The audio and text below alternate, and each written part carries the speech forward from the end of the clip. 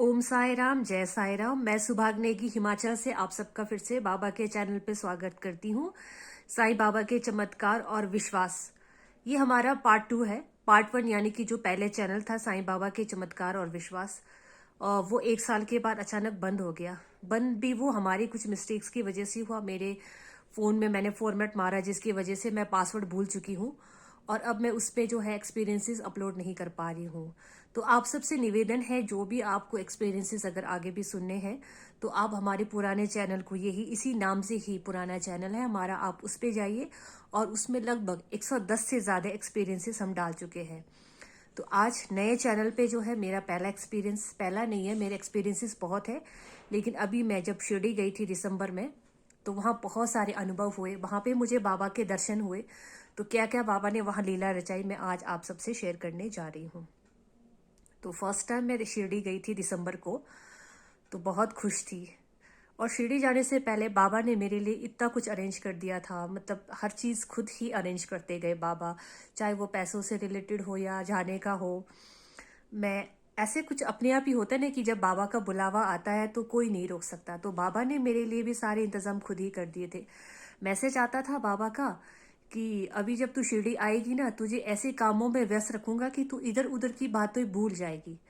तो वो भी मुझे वहां जाने के बाद पता चला। जैसे ही मैं शिरडी पहुंची, 17-18 के बाद, हम 18 दिसंबर में शायद शिरडी पहुंचे थे, तो मुझे तो ये भी नहीं पता था कि ये वही दिन थे जब बाबा ने 72 घंटे के लिए समाधि ली थी। मतलब 72 घंटे के लिए अपना शरीर छोड़ा था और 72 घंटे के बाद वो वापस आए थे।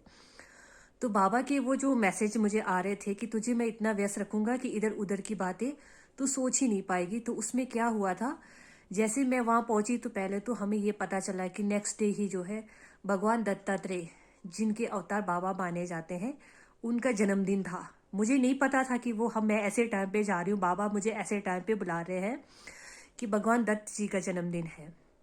और वहां जाती हमें ये सब पता लगा। मैं बहुत खुश हुई, बहुत खुश हुई। उसके बाद वहां पे 72 घंटे का जाप चला। फिर पूरी शिरडी की परिक्रमा हुई 2 बार। ये सब मेरे अनुभव। फिर मैंने 2 बार पालकी यात्रा भी देखी, पालकी भी उठाई। बाबा ने फर्स्ट टाइम में मुझे इतने सारे एक्सपीरियंसेस दिए। 72 घंटे के जाप में बिठाया। 2-3 बार, 2 बार मुझे शिरडी की यात्रा का सौभाग्य मिला। पूरी परिक्रमा करी हमने। और परिक्रमा करने के बाद में फिर पालकी निकलती थी, पालकी में 2-3 बार मैं शामिल हुई। और बाबा के उस जो पालकी में जो है बहुत सारे भक्त थे, वहां पे डांस किया। वो सब एक ही पहले ही साल में इतने सारे एक्सपीरियंसेस। अब रहा बाबा का जो है, मैं एक ही इच्छा लेके गई थी कि मुझे बाबा के दर्शन करने हैं।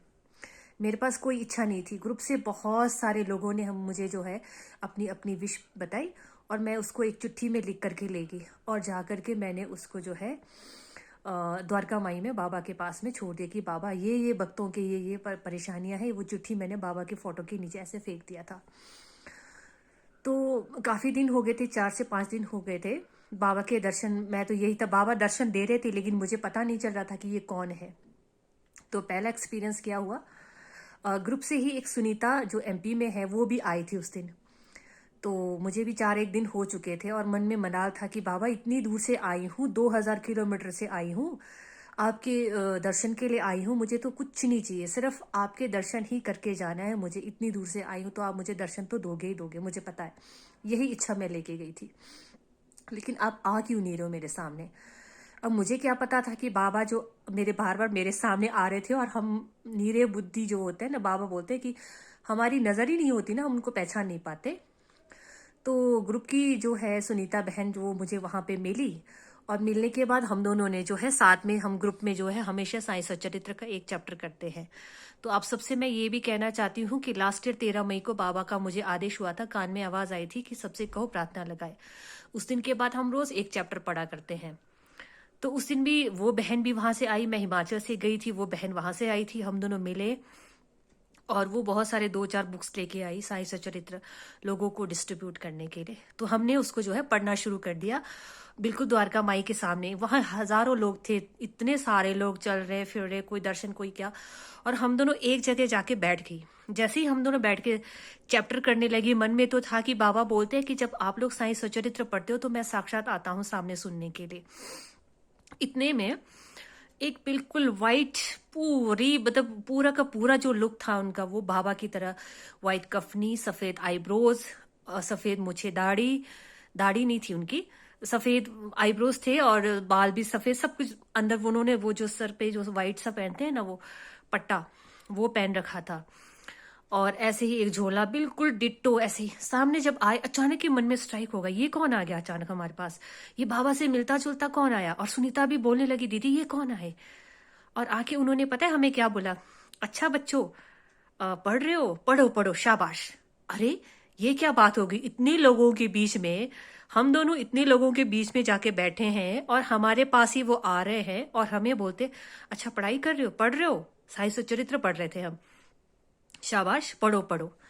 सुनीता मुझे देख रही है, मैं सुनीता को देख रही हूँ कि ये कौन आए। फिर इतने में ना वहां पे सिक्योरिटी गार्ड आए। सिक्योरिटी गार्ड कहने लगे कि बाबा जाओ पीछे जाओ, आप लोग सब पीछे जाओ, यहाँ ऐसे हो रहा है। और बाबा ने ऐसे झाड़ा, यहाँ पे पढ़ाई कर रहे हैं ना ये, मैं ये सुनने आया हूँ। और दो टुक ऐसा जवाब दिया कि सिक्योरिटी गार्ड चुपके से भाग गया, इतना झाड़ा उन्होंने। और फिर हमसे बात करने लगे। फिर हमने कहा बाबा कौन है आप, तो हमारे बाबा जैसे लगते हो, आप तो बिल्कुल बाबा जैसे लगते हो। तो हमें कहते कि मैं तुम्हारा बाबा तो तुम मेरे बच्चे। तो मैं कहा बाबा आप तो बिल्कुल पूरे से ऊपर से नीचे तक बिल्कुल बाबा जैसे दिखते हो, कौन हो आप, कहाँ से आए हो। कहते कि मैं तो राम दरबार से आया हूँ, राम दरबार से। अब ये राम दरबार कहाँ पे है, ये मुझे तो नहीं पता, मैं फर्स्ट टाइम गई थी। फिर तो उनको ना हमने अपने पास बिठाया, बैठो बाबा। फिर हमने उनसे बात भी करी। तो बाबा हमें ना बार बार ऐसे हंसते रहते, इतनी प्यारी उनकी आंखें, उनकी आंखों में एक अलग सा चमक, और उनके ऐसे हंसते तो प्यारी सी स्माइल। और मैं जब उनको बोलूं बाबा आप तो बिल्कुल हमारे मेरे बाबा जैसे लग रहे, बाबा हो क्या आप, तो मुझे कहने लगे हुलिया ही थोड़ी ना है, मेरी तो शक्ल सूरत भी बाबा से मिलती है ना, इस तरह से। फिर सुनीता और मैंने उनके पैर पखारे। फिर अच्छा बेटा अपना ध्यान रखना, हम दोनों को बहुत आशीर्वाद देके सिर पे हल्के से थपथपाई, प्यार किया, आशीर्वाद देके फिर वो चले गए। तो उस दिन हमें समझ में नहीं आया। अब होता है ना कि बहुत सारे लोग वहां पे ऐसी वेशभूषा बना के घूमते रहते हैं, अब ऐसा भी था। हाँ एक और चीज वहां पे ये चीज भी हुई, वहां पे कर्नाटका की एक लेडी आई। तो वो भी कहने लगी बाबा डू यू नो इंग्लिश। तो बाबा ने कहा यस आई नो। और मैं ऐसे सुनती रही, जब बाबा ने उनके साथ कन्वर्सेशन करना शुरू कर दिया, इतनी अच्छे फराटेदार इंग्लिश उन्होंने बात करी। इंग्लिश में वो आपस में बात करने लगे, हमें समझ में आ रहा था। वो पूछ रही थी कि आप कहाँ से आए, उनको भी उन्होंने यही बोला मैं राम दरबार से आया हूँ, ये सब। फिर मन में आ रहा है हो ना हो ये बाबा ही है, क्योंकि एक संत इतनी इंग्लिश कहाँ से पढ़ लेगा, हिंदी में मुश्किल से बोल पाते हैं, एक फकीर कहाँ से इतनी इंग्लिश बोल पाएगा। मन में तो डाउट हो गया था, मन में तो डाउट हो गया था ये हो ना हो बाबा ही है, हमारे से मिलने आया। और मेरी तो इच्छा ये थी कि उनके दर्शन करके जाना और कुछ नहीं। तो ये सब हुआ। तो उसके बाद वो चले गए। फिर हम दोनों भी साई सचरित्र का जो है जो चैप्टर क्लोज करके, फिर सुनीता ने भी शाम को जाना था तो वो भी निकल गई, फिर मैं भी अपने। तो अभी इसमें बहुत सारे रहस्य थे, मतलब बहुत सारी लीलाएं हुई थी, समय काफी हो गया है। तो इसका जो नेक्स्ट पार्ट है कि वो बाबा ही थे, वो कैसे पता चला और कैसे मुझे फिर से दर्शन हुए, वो मैं आपको आने वाले एपिसोड में बताऊंगी। क्योंकि ये इसके बाद सुनीता के साथ भी बहुत लीला की, क्योंकि सुनीता घर जा रही थी तो वही बाबा उसको जो है ऑटो में छोड़ने भी गए। तो सुनीता जो है इसके बाद अपना एक्सपीरियंस शेयर करेगी। तो सुनीता बताएगी कि उसके साथ क्या क्या लीलाएं हुई, उसके साथ भी बहुत कुछ हुआ, मेरे साथ भी बहुत कुछ हुआ। उसके बाद भी मुझे दर्शन हुए। मैं मुझे दिवाली में आज्ञा हुई थी बाबा की कि मानसरोवर झील का जो है सतलुज का पानी लेके आओ स्नान के लिए, वो वहां पे मुझे डिस्ट्रीब्यूट मैंने किया। कैसे हुआ वो सब मैं आपको आने वाले नेक्स्ट एपिसोड में बताऊंगी। आज के लिए फिलहाल इतना ही है। हमारे चैनल को आप लोग सब्सक्राइब करिए, ज्यादा से ज्यादा लोगों में शेयर कीजिए और बाबा की लीलाओं का जो है प्रचार प्रसार करने में हमारे साथ अपना हाथ बटाए। ओम साई राम, जय साई राम।